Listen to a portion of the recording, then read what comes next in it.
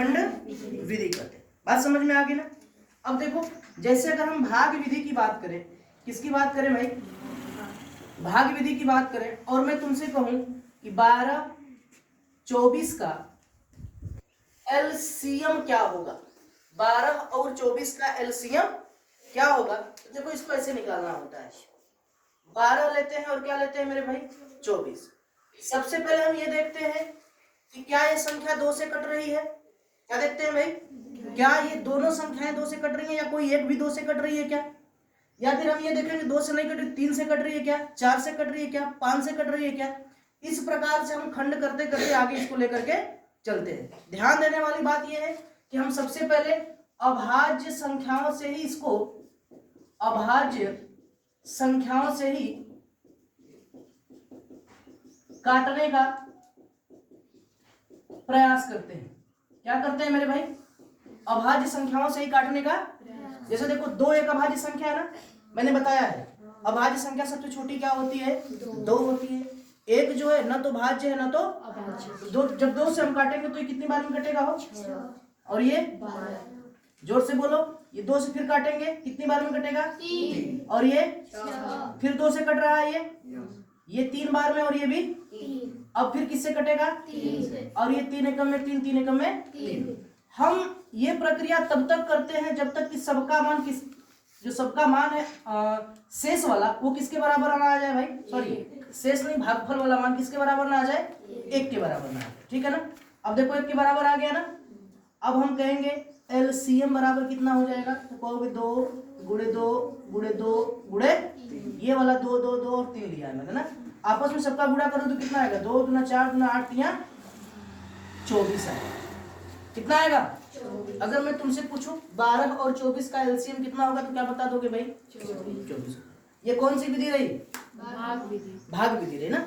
दूसरी चीज, अगर हम इसको गुणनखंड विधि से निकालेंगे, किस विधि से मेरे भाई, और उस गुणनखंड को हम क्या नाम देंगे, अभाज्य गुणनखंड विधि, है ना। देखो 12 का हम अभाज्य गुणनखंड करेंगे। क्या करेंगे भाई, अभाज्य गुणनखंड करेंगे। अभाज्य गुणनखंड करेंगे जब कैसे कटेगा, 2 दूना 4 और 3 12। फिर 24 का भी करेंगे तो 2 दूना 4 दूना 8 तिली के। अब देखो जो इसमें कॉमन रहेगा हम उसको एक बार लिखेंगे। देखो 2 यहाँ पर भी है, 2 यहाँ पर भी है ना, हम इसको क्या लिखेंगे, 2। फिर गुणे, देखो इसमें भी कॉमन है ना, कॉमन है कि नहीं, इसको हम कितनी बार लिखेंगे भाई। अब देखो क्या कॉमन है, 3 कॉमन है, तो हम उसमें भी क्या लिख देंगे। अब उसके बाद जो बच जाएगा हम उसको भी लिखेंगे। देखो क्या बचा है भाई, तो 2 को भी लिख देंगे। फिर आपस में गुणा करेंगे तो कितना आएगा मेरे भाई, 24 आएगा।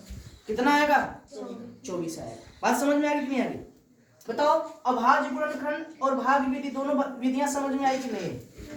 हमको हमेशा क्या ध्यान रखना है भाग विधि में, सबसे पहले छोटी संख्या से काटना है। और ध्यान देने वाली बात यह होगी, सबसे पहले प्रयास करना है हमको कि जब भी काटे एकदम अभाज्य संख्या से काटे, है ना।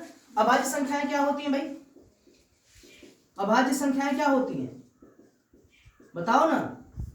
तो मैंने बताया था ना कि जो 1 से कटे और किससे भाई, स्वयं से कटे। अरे जोर से बोलो ना, जो 1 से कटे और स्वयं से कटे, है ना। इसमें जो हम अगर हम संख्या गिनती शुरू करेंगे तो 1 से करते हैं ना, 1 2 3 4 5 6 7 8 ऐसे करते हैं कि नहीं करते। तो हम इस 1 को कहते हैं न तो भाज्य है और न तो अभाज्य है। क्यों, क्योंकि इसका कोई गुणनखंड संभव ही नहीं है। अब सबसे छोटी अभाज्य संख्या क्या होती है, अब 2 किससे कटेगी, 1 से कटेगी और अब 3 देखो क्या है, 1 से कटेगी और 3 से कटेगी। ये भी कैसी संख्या है, अभाज्य संख्या है कि नहीं। लेकिन 4 की बात करो, देखो 1 से भी कटेगी, 2 से भी कटेगी और 4 से भी कटेगी।